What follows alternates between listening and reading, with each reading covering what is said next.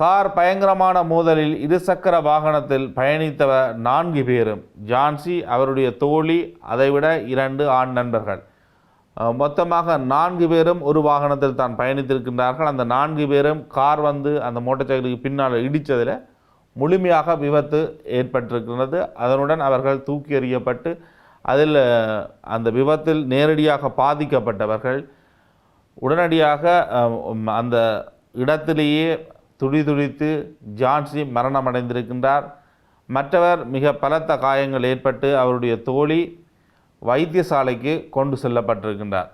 இதன் மூலம் இந்த சம்பவத்தில் தோழிகளான 2 இளம்பெண்களின் உயிரும் பறிபோயுள்ளது.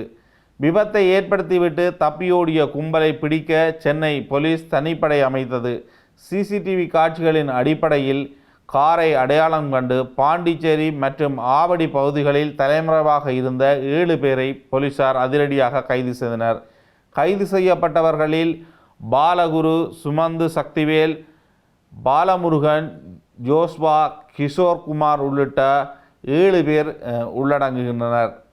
கைது செய்யப்பட்ட முக்கிய குற்றவாளிகள் அளித்த வாக்குமூலம் என்பது, பாரில் எங்களை பவுன்சர்கள் முன்னிலையில் அவர்கள் தாக்கியதனால் எங்களுக்கு பெரும் அவமானம் ஏற்பட்டது.